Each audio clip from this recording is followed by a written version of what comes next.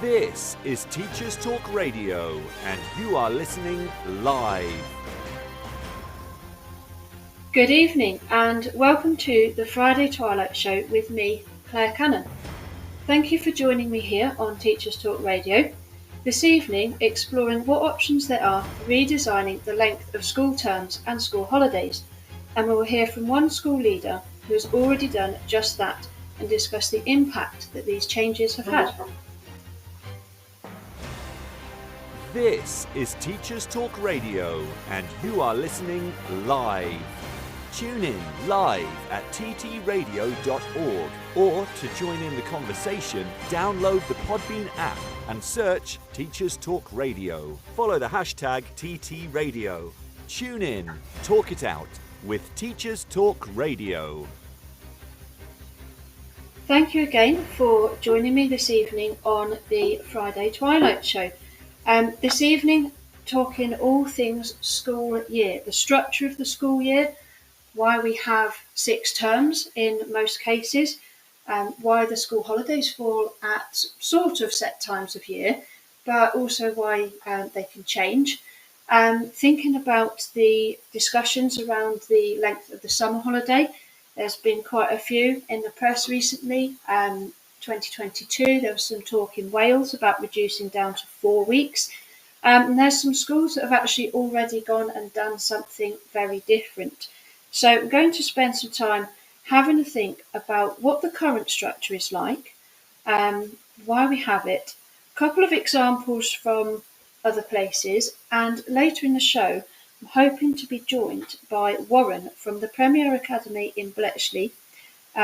And in his school, term times have been structured in a very different way. They use something called a learning block. I'm hoping Warren will be able to talk us through why he introduced those changes, why his school has them, what impact that has had. And that's in many different ways, many different impacts. For example, learning, progress, whether it's affected attendance, and also things like staff wellbeing. And of course, anytime you change things like a school holiday structure, the impact on families. So I'd be really interested to hear what he says when he joins us later on. Now, we all know that the school year, as it is for most people, it means a 6-week holiday in the summer. Quite often, something that is referred to as a sort of perk of the job, but more recently and more commonly, also something that is mentioned as being much needed for teachers, for school staff who just need that period of time for rest, for recuperation, and just to kind of decompress, spend a bit of time with their families doing things that they enjoy doing, that perhaps the pressures of a school year and a school day can make quite difficult. So be interesting to hear from Warren, because the way that they have structured their term has affected the length of the holidays, but it also means that there are other breaks in the year which perhaps come around more frequently than we are typically used to. So, when he is able to join us later on, it'd be really interesting to hear what his thoughts are. And if anybody is listening and got some suggestions, I'd love to hear from you. Your comments on the various points that are raised, and if you have any ideas of your own, and if you're listening from a school that has done something different, it'd be lovely to hear from you too. So, one of the things that's often picked up is the length of the autumn term. Looking back at my calendar for this year, I think it was about an 8-week and a 7.5 week half term 1 and half term 2, taking us through to the Christmas break. For some people, actually going back after Christmas varied anywhere between about the 2nd or 3rd of January through to the 8th. Some people finishing quite late and going back quite early, combined with the busyness of Christmas itself, perhaps doesn't always feel like the break that is needed towards the end of term. Now, I personally have a couple of friends who work in private sector, although I work in state education myself. But those friends, those colleagues, they quite often talk about having a 2-week half-term holiday in October. So interesting that those schools have already got a slightly different model. I know there's obviously a lot of other things that perhaps are at play with the structure of some of the private education system. However, that idea of having a longer break in the middle of what is a very long term, that does seem to be something that reading around online is an idea that's gaining quite a bit of traction, and a few people sort of starting to take that idea a little bit further of having that longer break in the middle of the autumn term, just really for staff well-being. And obviously it's a season where illnesses, coughs and colds, winter viruses, things like that um, very often affect things like staff attendance and pupil attendance too. So interesting in those schools whether that's had an effect in a positive way, acting as what we used to call a circuit breaker a few years ago. So yeah, lots to think about, lots of variations already in place in small ways. But it'd be really exciting to hear from Warren. I can see you've just joined, Warren. Thank you. To discuss what your school has done in a little while. So, just before we do that, bit of background on why we actually have term times at all. So, I was doing a little bit of reading on the Oxford Royal website.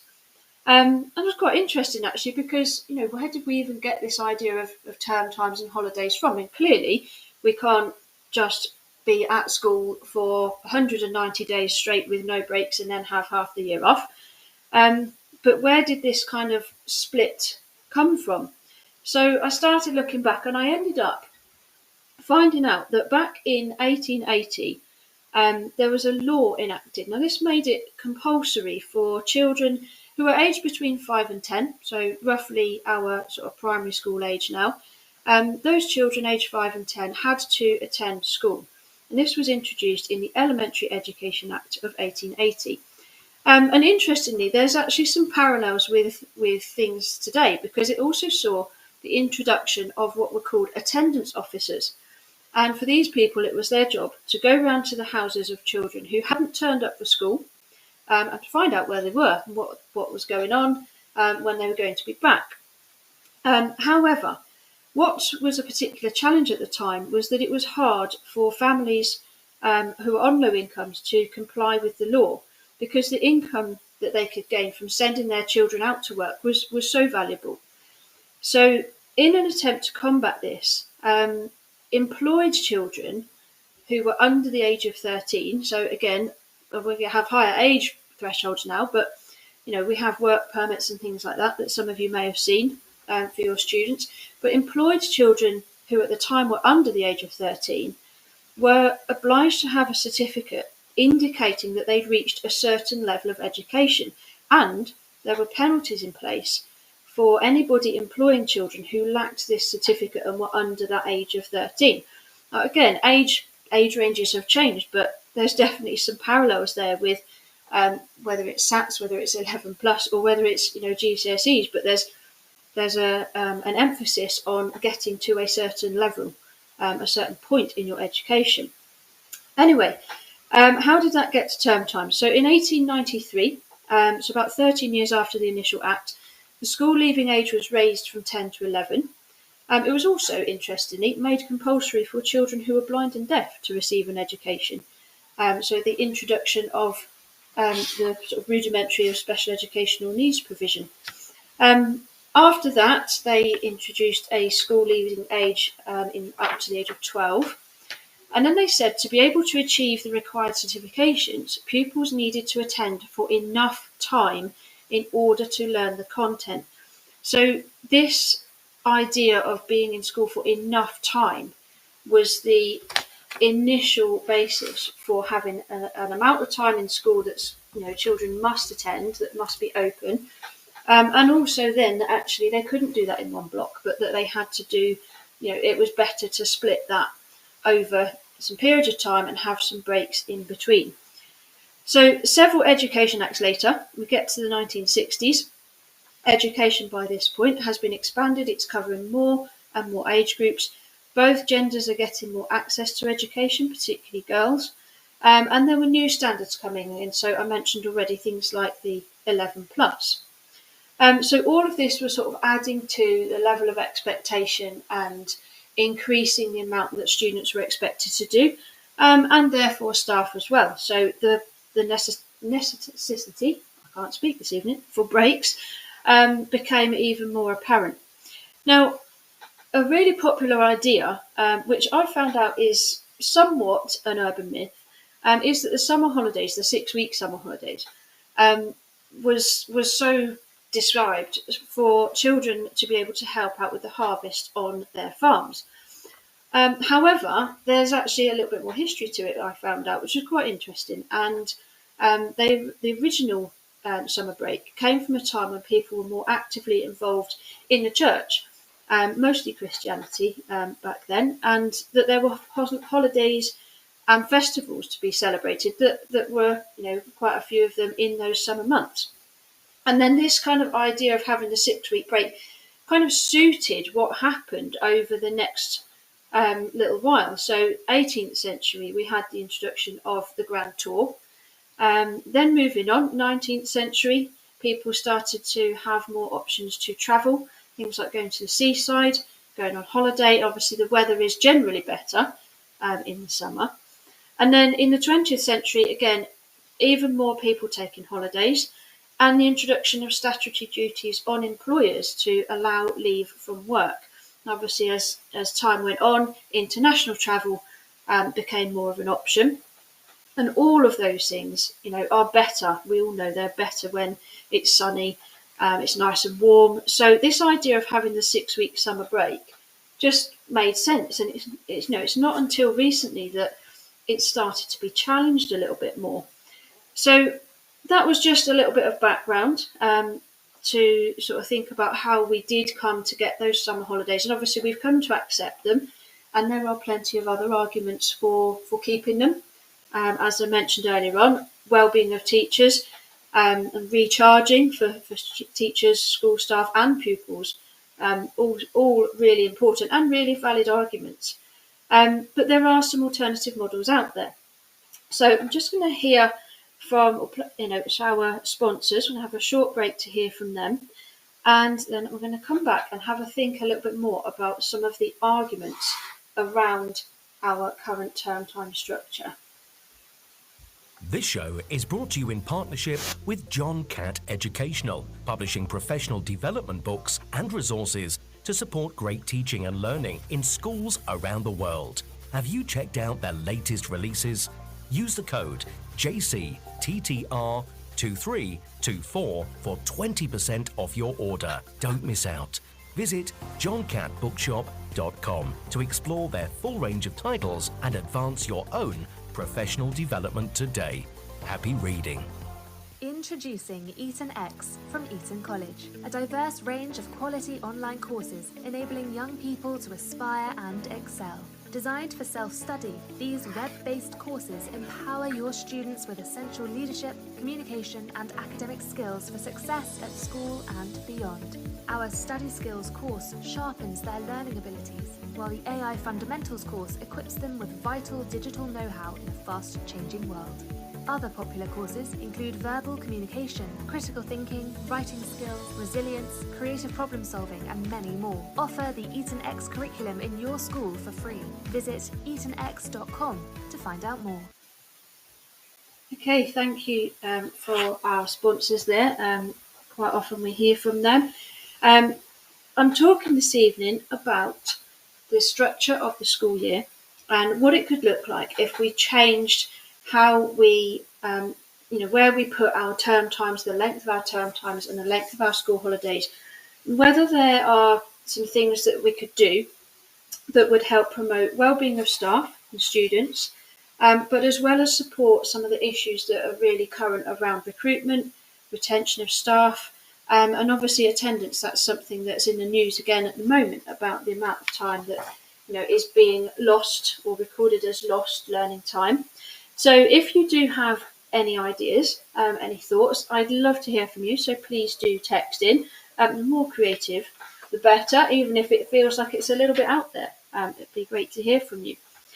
So, mentioned earlier on that sometimes there are different models. Some of you listening may work in the private sector or have experience working in schools outside of the UK, and there are many different examples around the world actually of different school year structures.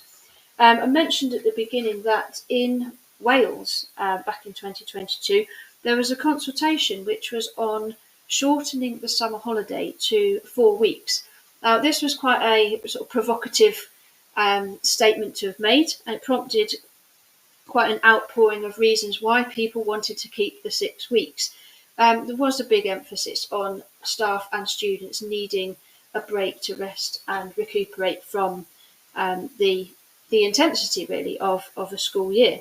So I had a little bit of a read, and there was a nice article actually that I read in The Guardian that really sort of summarised the different opinions and different arguments. So talked a lot about the disparities in academic attainment, particularly around reading and language growing during breaks. So the disparity between different pupil groups. We talk a lot about pupil premium, about pupils with SEN, and also people saying that this might be explained by levels of access to books, to activities, to what we sort of refer to as cultural capital, visits to museums, theatres, things like that.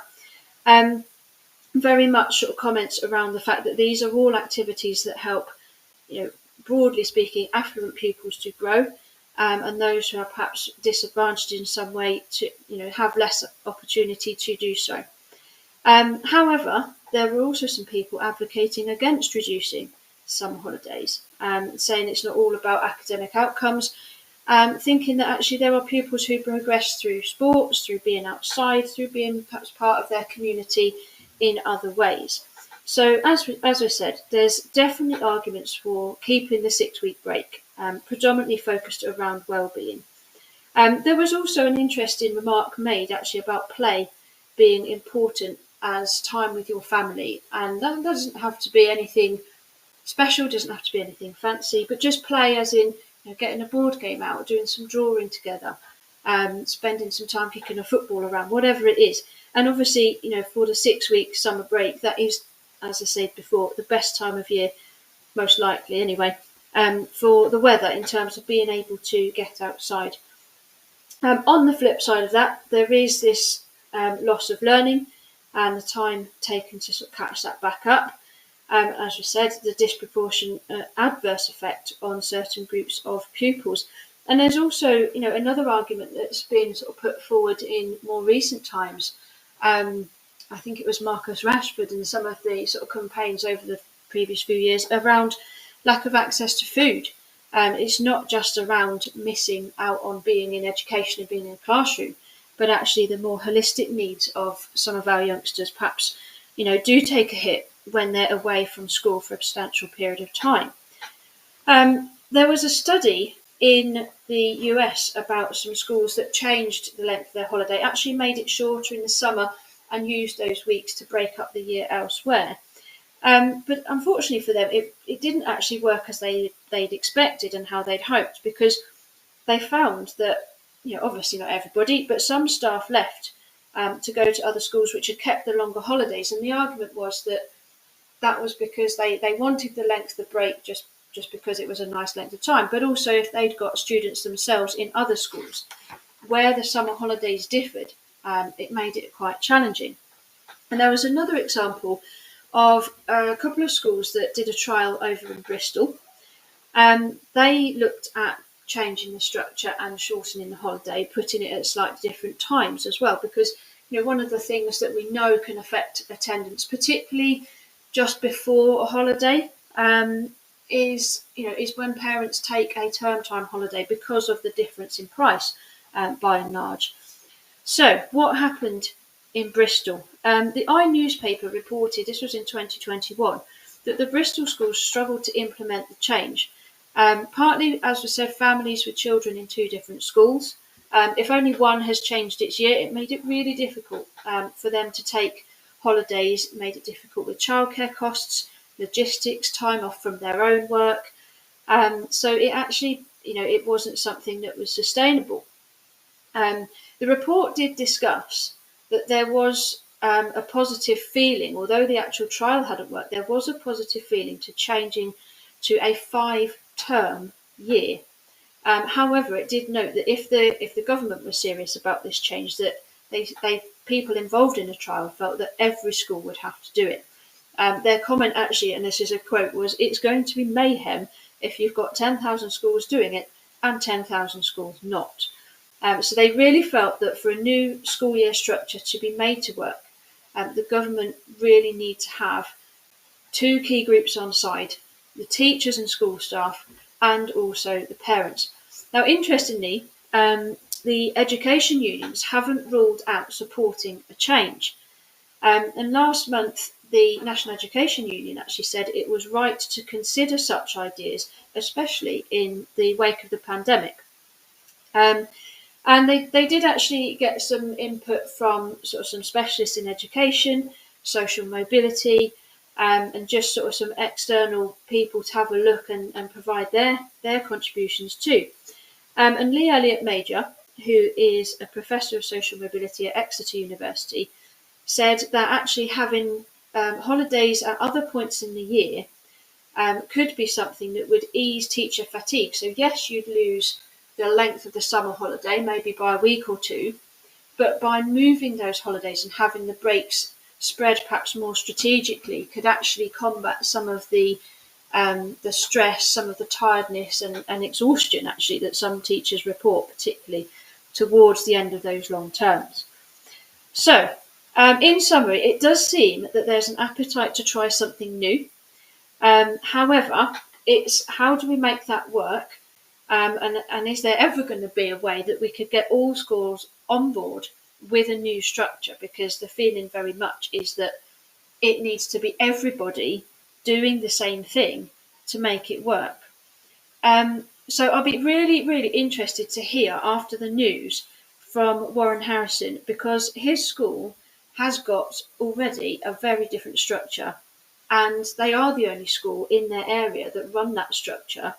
The other schools still follow the traditional model that is sort of 99% of schools still do. So it'd be great to hear from him after the news about how he has made that work for him and the students that are in his local community, and of course their families.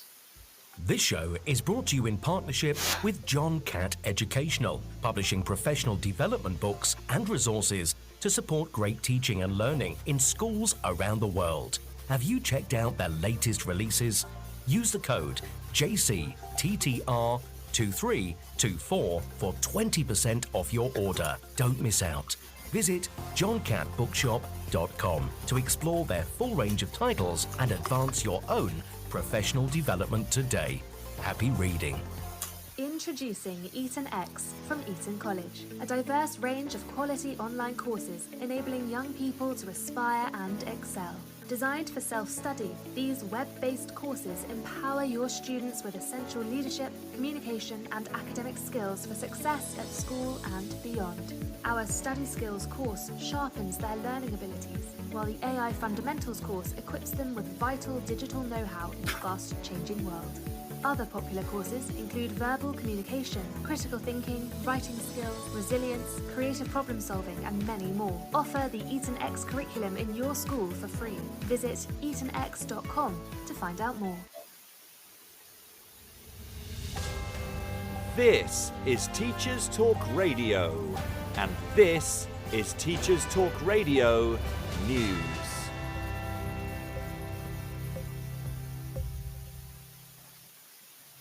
The Guardian features an analysis of the impact COVID and austerity had on children in England.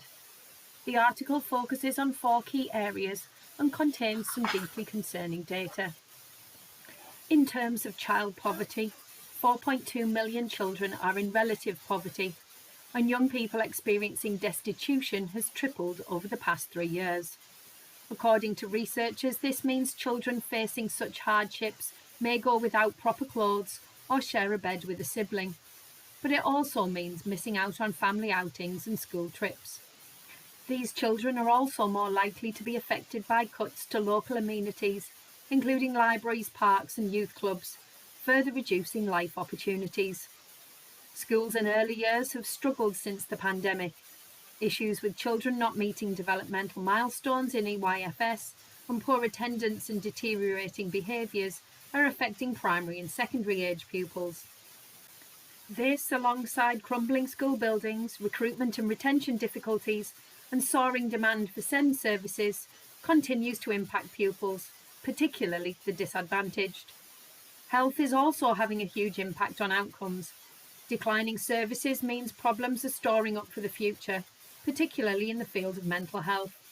Record numbers of young people are being referred, 1.4 million in 2022 in England alone.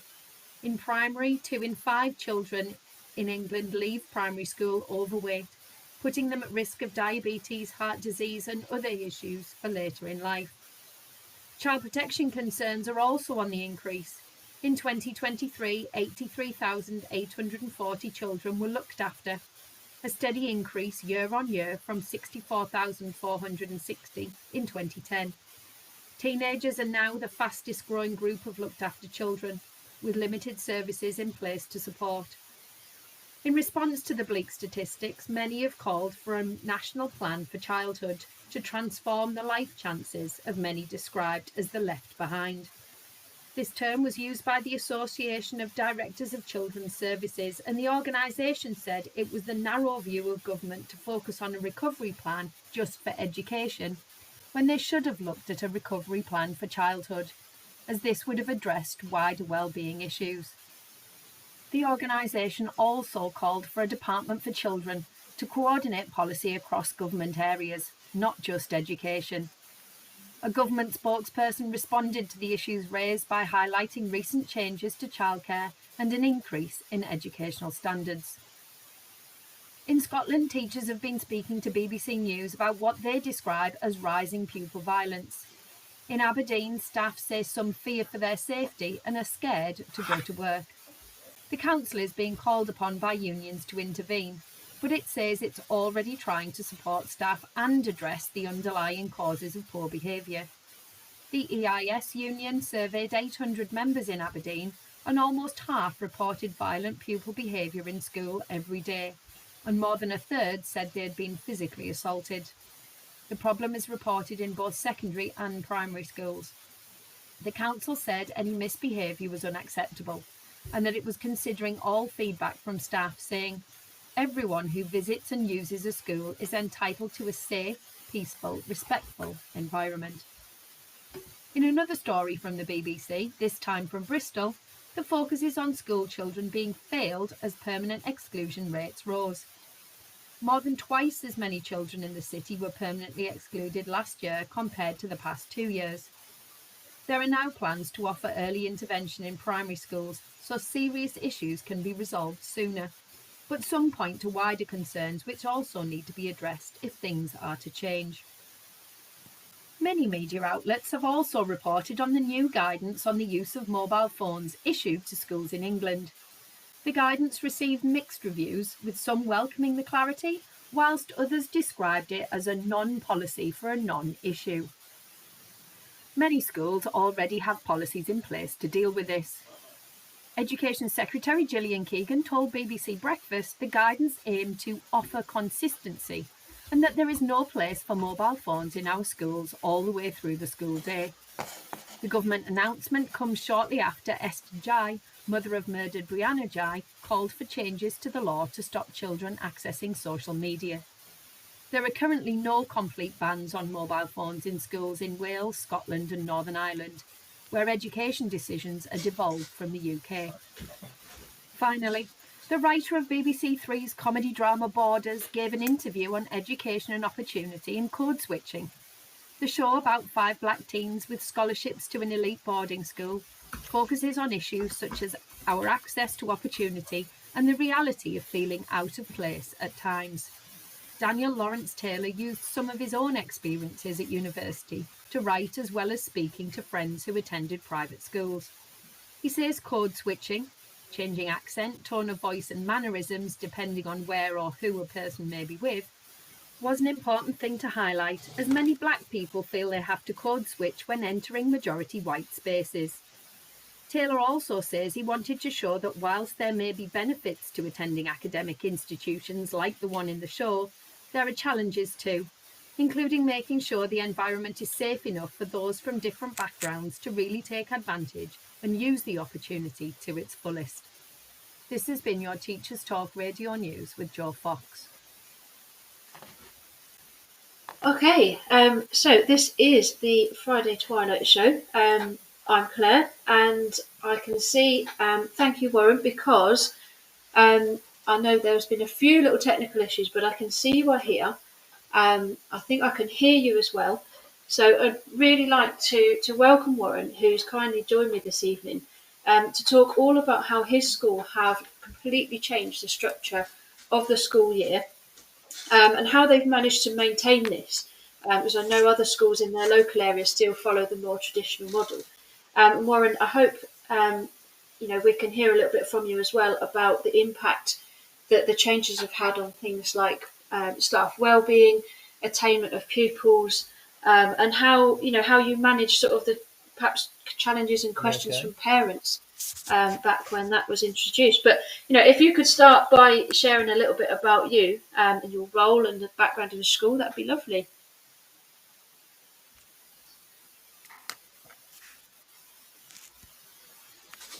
Can we hear you, Warren? I heard you very briefly. Hi, Claire, can you hear me okay there? Yeah? Lovely. Yes, I can hear you now. Well, yes, I was just hoping you could tell us a little bit about yourself and your school to start with. Well, I'll do my best. And firstly, thank you for inviting me on this evening. I'll start with a brief synopsis. I'm Warren. I'm unfortunately the wrong side of 50. However, when I took on the headship of this school, I was a relatively young man. I became the head teacher at the time. There was 198 pupil primary school. I was in 2002. In the 2 years prior to my arrival, it had been led by 3 different heads, and it was deemed to be a failing school. And I think it's important to understand that it's understood in the context that it's serving a community in the highest 10% of social deprivation. So my introduction when I first arrived was the governors made it very clear to me. They wanted to see the school blossom, they wanted to see the reputation enhanced, and this message was delivered to me on the same day that they told me that there was £32,000 in the bank, we had 23 staff and a plummeting roll. So no pressure there. No. Interesting what you touched on earlier as well about some of the private schools and what you were talking about with the consultation that had gone on in Wales, because my previous experience had been quite atypical, I think, in as much as I'd worked in international schools as well as for 3 different local authorities in the UK when I arrived here. And of course those fee-paying international schools flourished or perished basically by whether or not the parents wanted to bring those children to those schools, and the expectation that those parents had included high achievement, breadth of experience, well-being, security, and combined with a genuine sense of belonging. So when I sit here now and I reflect on what I brought to this school, I can see that all those values that those parents were paying lots of money for, I just kind of got on with trying to instill into everybody and the community. And fast forward 22 years and we're one of the highest performing schools in the country. We've got fabulous resources. We've got 630 children on site, waiting lists in every year group. And only this week I found out that we've got nearly 200 applications into reception this coming year in a low birth year. So, so we're doing something right. Definitely. And that was what I was going to say, actually. That just shows you're definitely getting something right. Now, one of the big things, isn't it, about your school is the very different structure to the term time. So, I mean, I've had a look because I had a little bit of a read, and I did mention when I contacted you that I did used to work in one of your local secondary schools. So, there's a little bit of a connection there. But, for everybody listening live or listening later on, what is it that your school have done with the school year?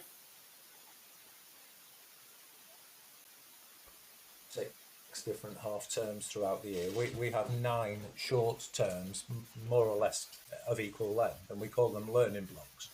Yeah. And we've been doing this since 2008, actually.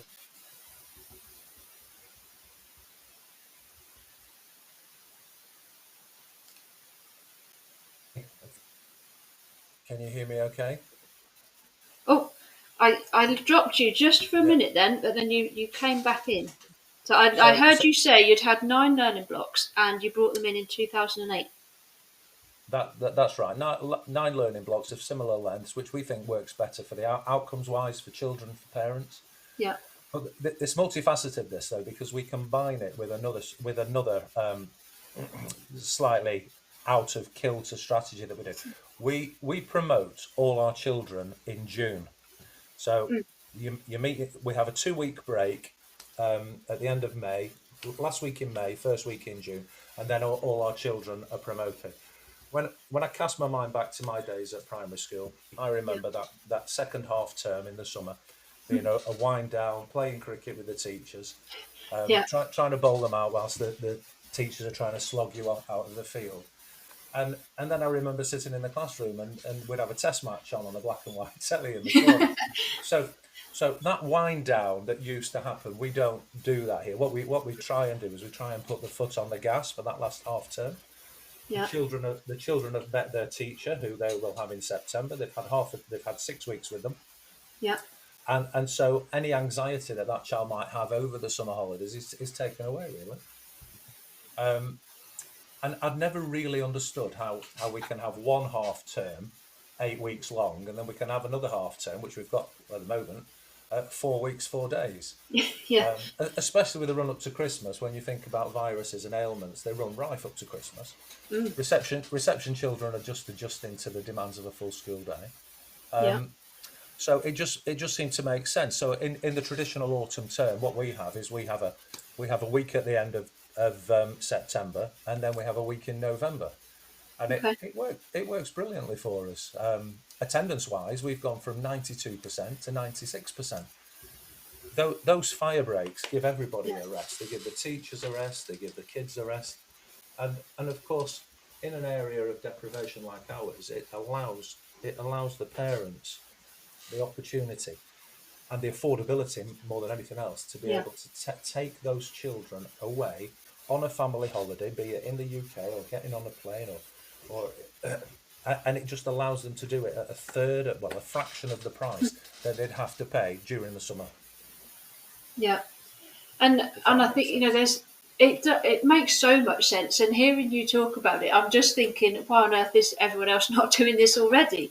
Because there's just so many, as you said, so many different sort of facets to it in terms of those holidays, that quality time together as a family, which possibly a bit of a sweeping statement, but I suppose for some of those families that might be quite a difficult time. In some of those sort of low income areas and areas of deprivation, if they're having to also feel the pressures of the finances, the hit that you get if you try and take breaks in the main school holiday.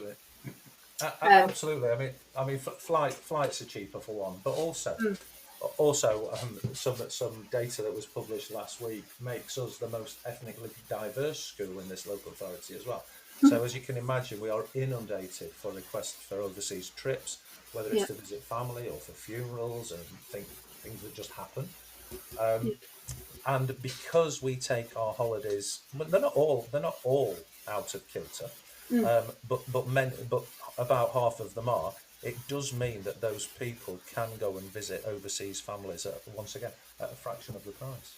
Yeah, and I think you've sort of touched on your community, your local community, but those links with family, whether they're elsewhere in the UK or abroad, they're so important, aren't they? And that for well-being of the whole family, and I think that's it. Would it be fair to say that's something that's perhaps supported the increase in your attendance as well?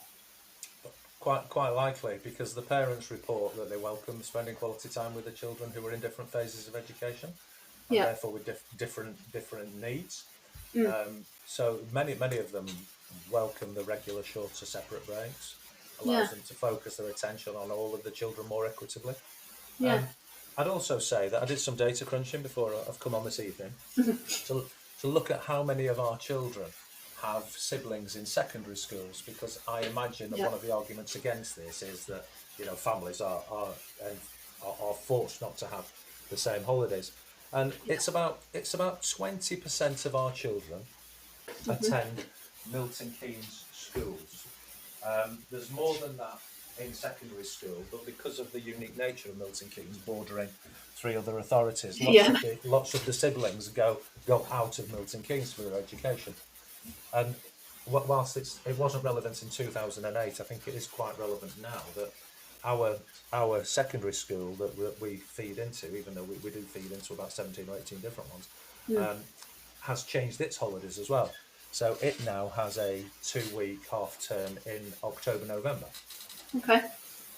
So it's looking more and more tricky to align everybody together anyway. So in a way that sort of at least reduces almost the power of that argument to say, you're causing people to not align because there are other people starting to do their own thing as well. More and more so. Yeah, and I think that 2-week half-term holiday, it feels for me like, reading things online and everything, that's perhaps going to be the first thing that is sort of, gets a critical mass behind it that will, be the thing to change, and perhaps things then will lead on from there. I just wanted to go back because you mentioned 2 things that really quite interesting. One being that you promote your children, put them up to the next year group. I'm taking from that, in the summer term, so that they get that time with their new teacher. But also, then the way you've structured what is a very long autumn term between September and Christmas for most schools, because you've broken it up a bit more. That's supporting your youngest learners, your students that are starting school for the first time. I'm just wondering if you could tell us a little bit more about that. Oh, we can indeed. Although we're a 630 place school, we do have an on-site nursery as well, which means that in that last half term in June and July, we are able to start. We call it school readiness, so that the children start to move out of the nursery into the reception classrooms. And this year, for example, we've got 77 children coming from that nursery into school. So that.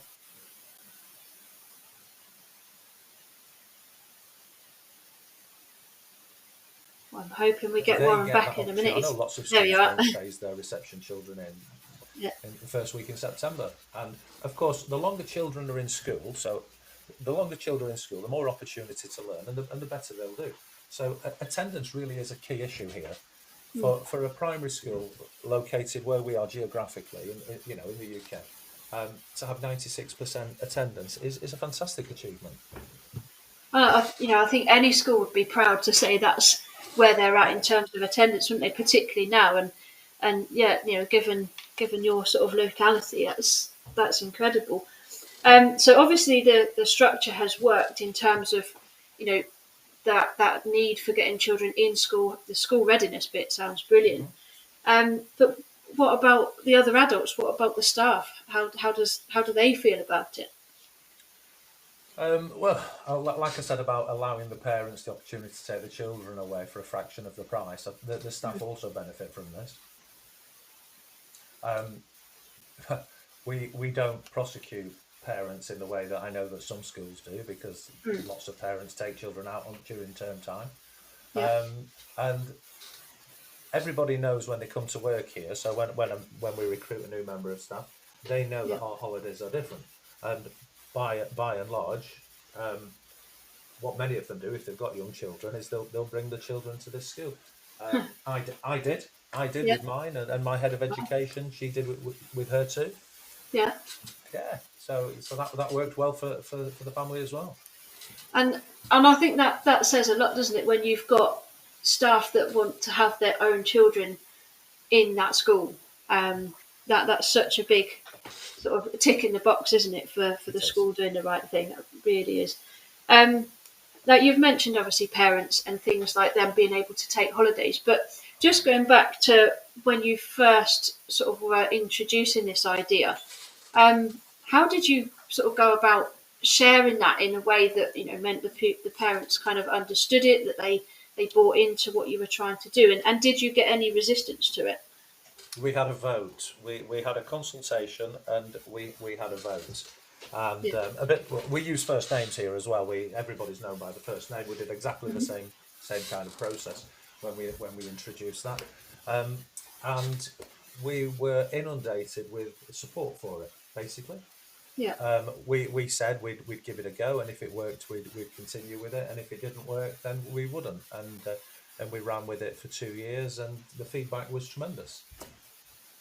Ah.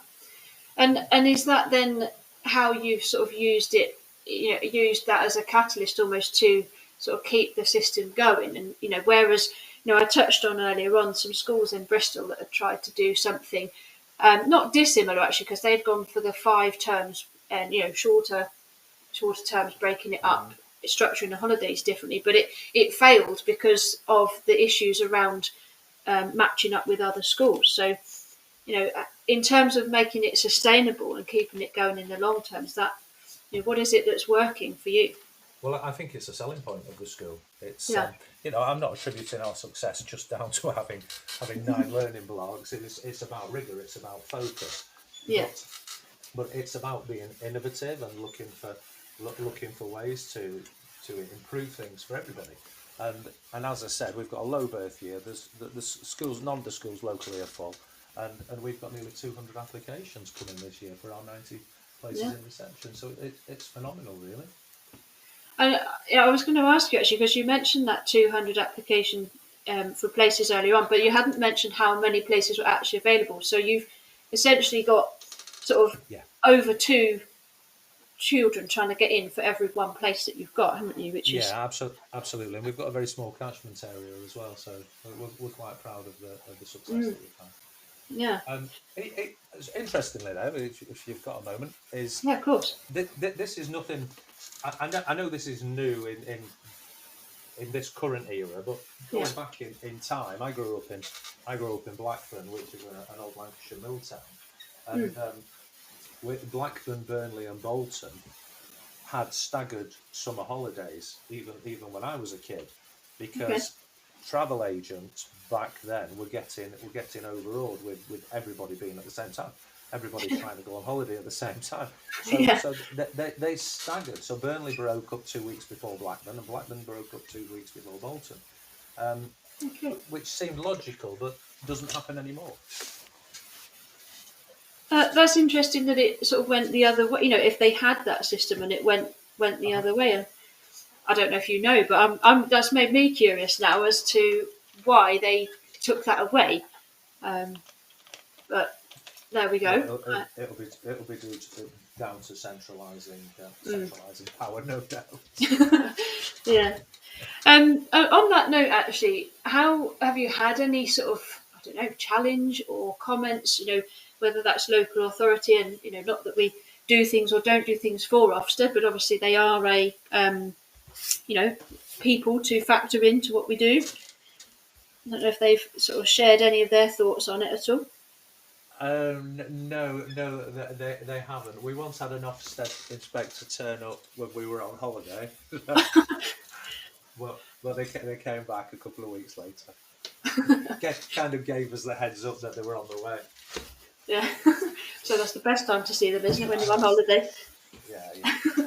I also think that's worth noting is that there's far less overlearning that has to be done for the children when they come back to school. So I've got friends who work in the Spanish system, because I worked in Spain for a number of years. Breaking up for 3 months in the summer.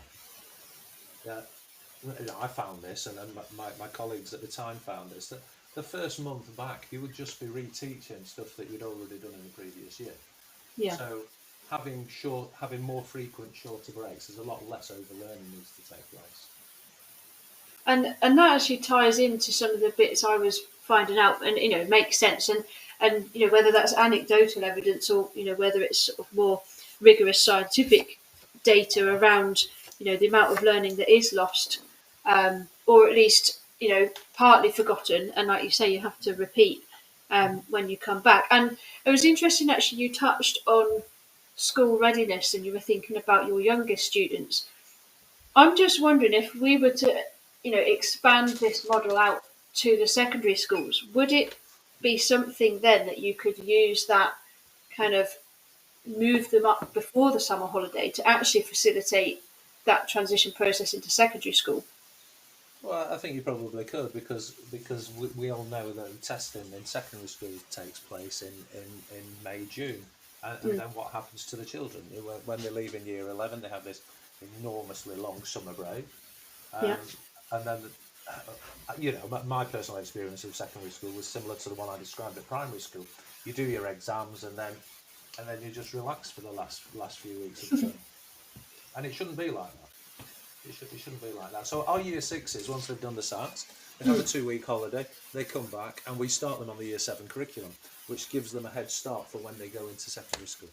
Yeah, and you've taken my next question because I was going to ask you. No, it's fine. It's great because I was going to say, obviously we don't yet have that system where students can physically move to their new building in the summer term. But obviously for you, what had you done to sort of work with that as best you can? And obviously, you've touched on it there with the year sixes starting the year 7 curriculum.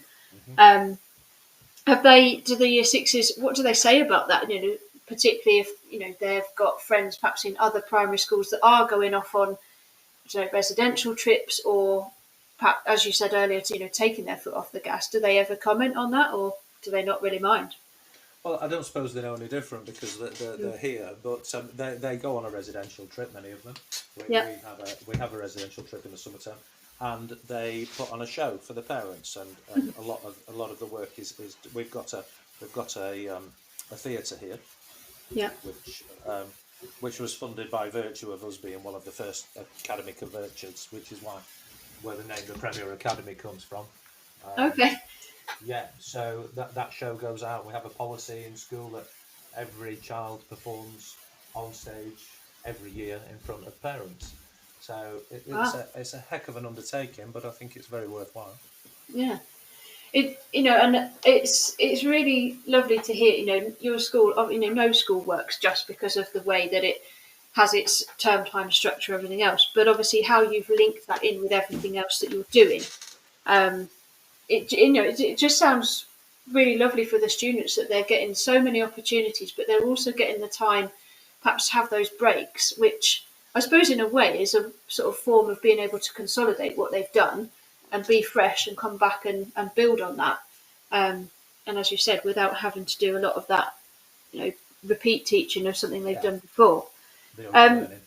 Yeah. I mean, if we were to align, then we'd be potentially benefiting 20% of the families. Yeah. However, what we do, I consider we are benefiting 100% of our families. Yeah, and your statistics, say everything, don't they? Your attendance, your family satisfaction, and all of those things. I'm just thinking. I know you've talked about the sort of socioeconomic background of a lot of your families, but what about some of the other pupil groups that we do focus on? So your SEN students, for example. How does the system? Does it have any particular benefits? Your system for those students? Well, everything becomes more accessible. It's not just flight prices. As soon as half terms kick in, as soon as Easter, Christmas holidays, everything goes up in price. So one of the nice things about having holidays when everybody else is at school, so it wouldn't particularly benefit us if everybody followed our system, is that you can get your kids out into the locality. You can take them to the local farms. You can take them where we are anyway. You can take them into London. You can take them to the theatre. You can do things at a fraction of the price with a fraction of with no queues, basically. Yeah. You can explore the country in a way that you just can't during a half term. So it gives opportunity, really. Yeah. And does it sort of help them, some of the students who perhaps, thinking about, as I said to you before, formerly a Senko in one of your local secondary schools. So I do always have that sort of narrative around, what is happening for those children. Do they find that their school day is more manageable? I'm thinking about some students I've worked with that, by week 4, week 5, they're pretty much done, and they've still got to get through another couple of weeks, and you really see it in their behaviour, their mental health, and unfortunately sometimes sort of escalations in what's going on. So do you find that is reduced or changed because they're getting more frequent breaks? They get the breaks, they get the rest, they're fresher, they're Yeah. not full of bugs, and you know, children is just the same as adults. If you're not well, you don't perform as well. If you're fresh, then you're much better, aren't you? You function much better. Yeah. So yeah, 100%. I mean, 92% to 96% attendance has made a massive difference. Yeah, and I think just picking up on that statistic, is that also as your school has expanded in size as well. So that 92% was when you were on lower numbers, and your 96% is based on the numbers you've got now. I guess so, but as a percentage, I suppose it's all relative. The other thing I would say as well, especially when you look at Easter, is that the curriculum planning is more consistent.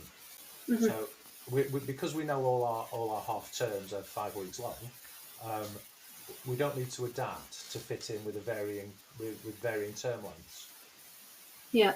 And a bit like you were just touching on, Claire, as well, about being fresh and ready to work and accessing the curriculum. Outbreaks of childhood illnesses like chickenpox are more contained because we kind of have these fire breaks that people were referring to during COVID.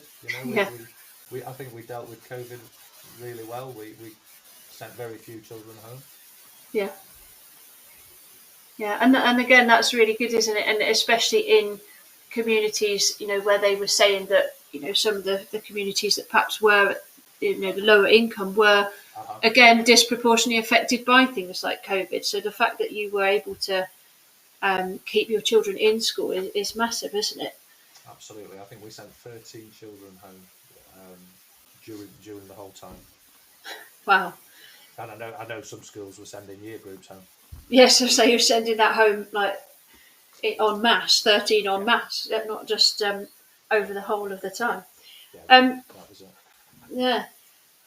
I actually hadn't thought as much about the curriculum when I was sort of putting together sort of thoughts and questions to sort of put to you and ask you. Mm-hmm. So that's actually sort of made me think a little bit more about, this isn't just about getting students into school, their attendance and their well-being and feeling ready to learn, but actually how you sequence the curriculum, how you plan that out. So does that sort of, staff really feel the benefits of that, obviously, as well as the students in terms of their attainment? I think so. I mean, people who are familiar with primary education will know that we operate with things like topic boxes. So yeah, it means that we look, being an academy as well, we do our own thing. We loosely follow national curriculum where we think it's relevant, but we make it more about the kids in this locality and studying things that are real to them. And it allows us to tweak what we're doing annually rather than think, okay, well we're gonna teach the Romans for 4 weeks this year, but next year it's a 7-week topic. Yeah. So it helps enormously and allows you to focus and drill down on what went well and what could have gone better and tweak your curriculum as you go. Yeah. And I suppose actually, that idea, I mean, that's huge, isn't it? You teach in, as you say, Romans for 4 weeks and then the next year suddenly it's 7. There's a lot of associated workload there that you've completely got rid of. Absolutely. Our long-term planning, our medium-term planning is much more consistent. Yeah. Teachers love it. Yeah.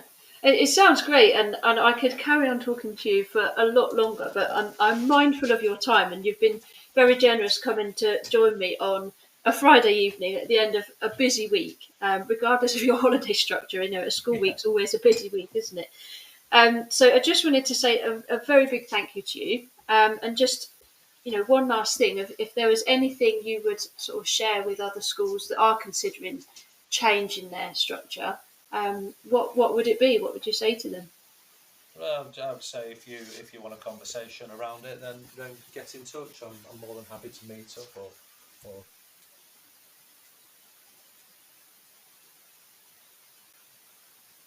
Warren, I think we lost you at the talk on the phone crucial in a time minute. there. You said, And yeah. just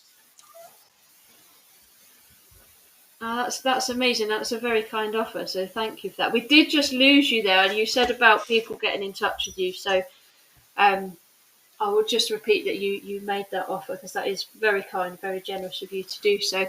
I will let you head off and enjoy the rest of your evening. Obviously, if you want to keep listening, that would be absolutely lovely. It'd be nice to have you.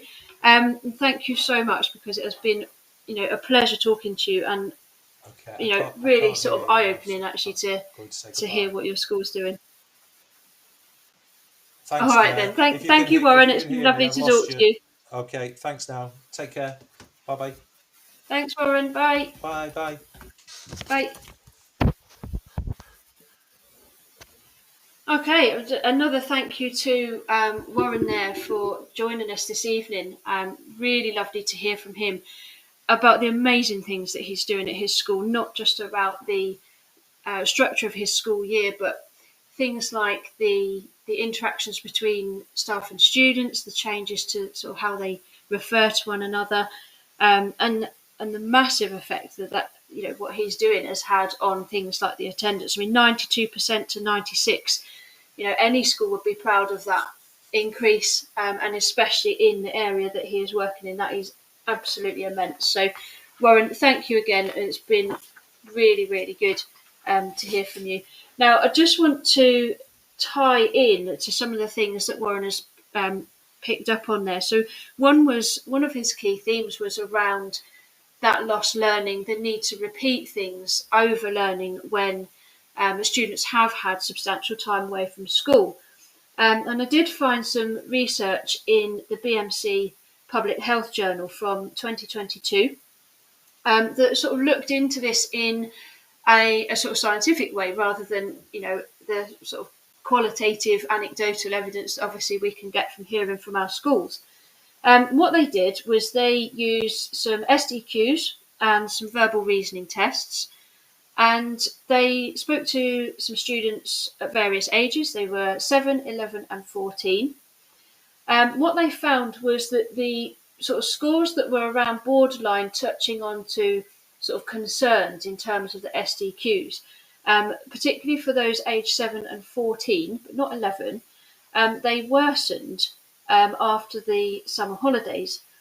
They also found that on the verbal reasoning tests, the cognitive scores for the 7-year-olds were particularly affected.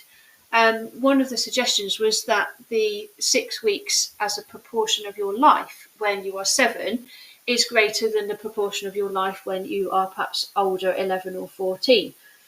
They did find that there were some things that didn't change as much, as I say, at the age of 11, and particularly around pro-social behaviours. But again, it's important to factor in there that you've got the change from primary to secondary, so there's a lot of other things at play that perhaps have not skewed in a bad way, but perhaps have also been factors to consider in that data.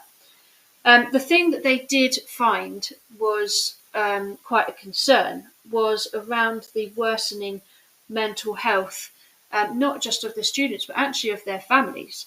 And that there was a disparity between families from lower socioeconomic backgrounds compared to those who are perhaps a little bit higher.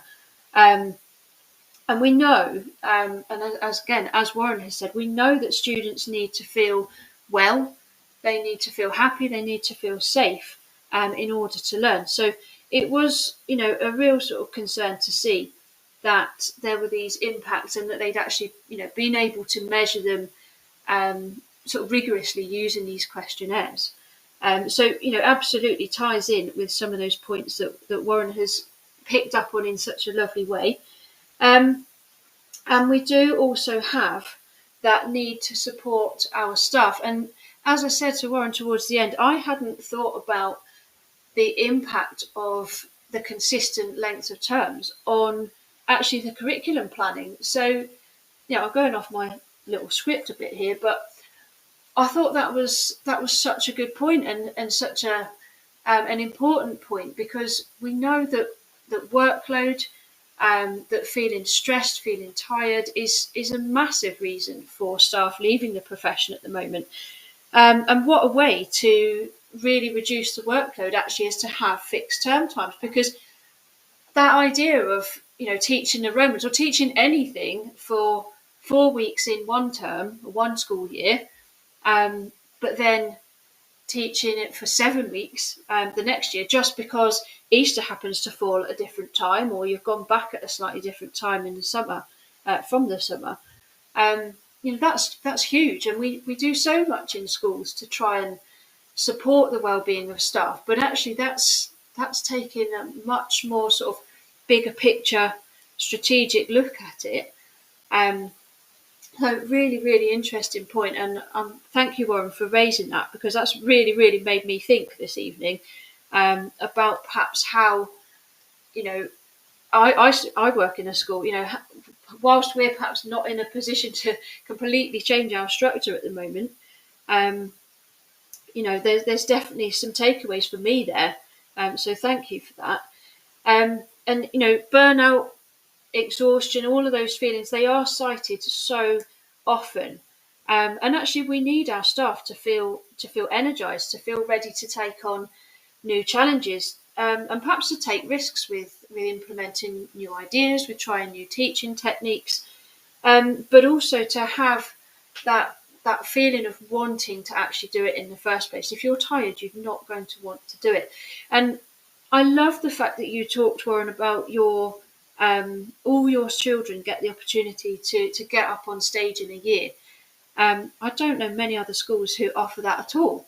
And you need staff. You said it's a massive undertaking. You need your staff to be able to manage that for the students, and to be able to facilitate that for them. So, really tying everything in with the way you've structured your term times, so that those breaks come around a little bit more often. And interesting as well, your approach to supporting families who perhaps need time away from school, because however anybody structures their school year, there are always going to be family events that happen, life events, families that perhaps follow, culturally follow a slightly different pattern to their year. So interesting to hear how your approach has actually supported some of the families that you have in kind of those circumstances, but also, just generally families being able to spend more time together. I can see we've got a few people listening in this evening. So if anybody does have any comments, any thoughts on the things that Warren has shared, or some of the other things that cropped up this evening, I would love to hear from you. So please do text in. Now, some people weren't able to join this evening, but I did have a couple of people share some thoughts on X. I still keep calling it Twitter. I can't bring myself to say X really, but it is X.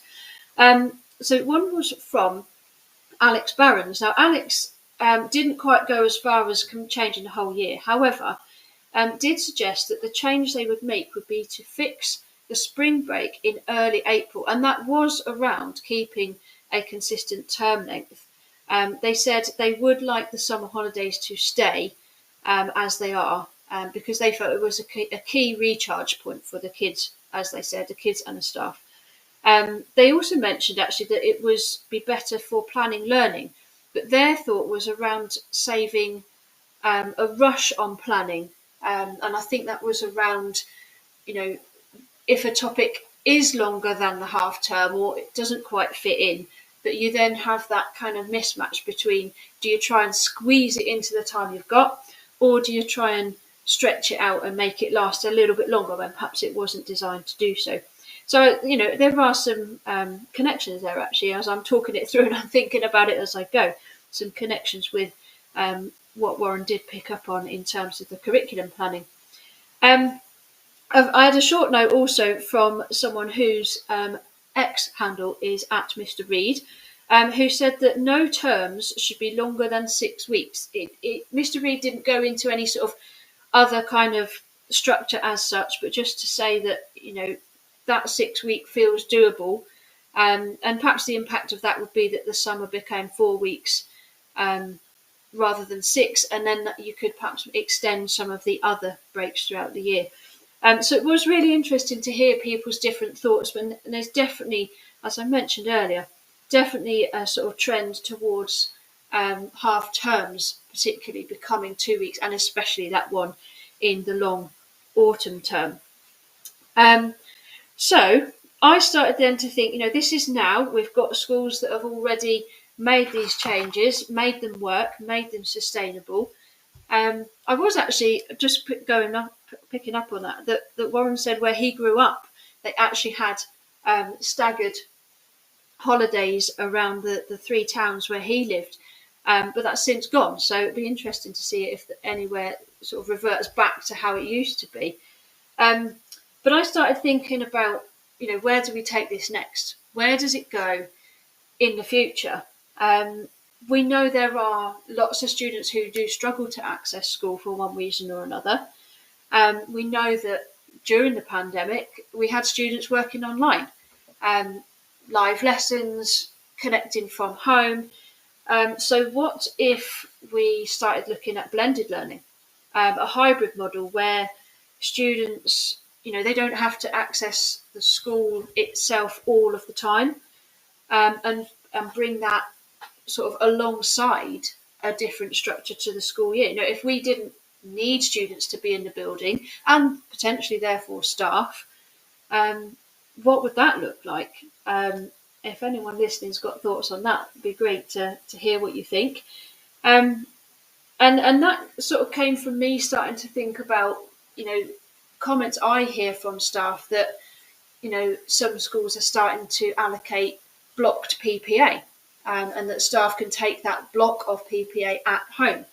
But how can we make teaching and schoolwork more attractive to a generation who are used to working from home and seeing that as normal? And I don't just mean people at the start of their career, but the students who have gone through that learning in COVID, where they were at home, where they, by and large managed to get on and, learn in a different way, yes, but they were still learning. So if we started looking at completely restructuring, the school year and school attendance, as in, do you have to go into the building? What would that look like? We know there are some students who are on a model like that already, often known as EOTAS, or education other than at school. But that at the moment tends to be students who've got medical needs or special educational needs that's, for some reason has been an issue or a barrier to them attending school full time. So, a bit of blue sky thinking there. What would it look like if we did just go completely, open? What would you do with your school day and your school year if you didn't actually have to have students on site all of the time? So just kind of pulling lots of those things together. So in summary, it is pretty clear that, alternative models for the school year, they can work and they do work. And it was interesting hearing from Warren that this isn't new for him. This is something his school have been doing for, a long time. I think he mentioned sort of joining the school in 2002, and bringing this in from sort of 2008. So, that's been going a long time. For him, this is not something new. But for a lot of schools, it will be. And I think what was really clear talking to Warren and hearing his thoughts was he knows, your reason why. And we know that actually that's the case in many aspects of leadership, that what makes it work is really knowing your why, your reason for doing something. And, putting that to a vote, that's letting the parents, those key stakeholders, decide if they want to go with that change. And that has been a really sort of successful strategy for his school to then build on that and move that forward and actually make the model sustainable, in the long term. So just, some takeaways, definitely some takeaways from me, around the fact that these different models can work. I'm going to go away and spend a little bit of time thinking about the curriculum, because that really has made me think. I don't know about anybody else, but really has made me think about what we do to facilitate the curriculum, not having to have all that overlearning, and also to benefit staff workload at the same time. So some really key takeaways, really important points, and absolutely love talking to you, Warren. I can see that I think he's had to dip out now, but it was really interesting discussion, and he did make a very generous offer that if anybody wanted to contact him at the Premier Academy, he was happy to have a bit more of a chat about what he does. So I'm going to go to our sponsors one last time.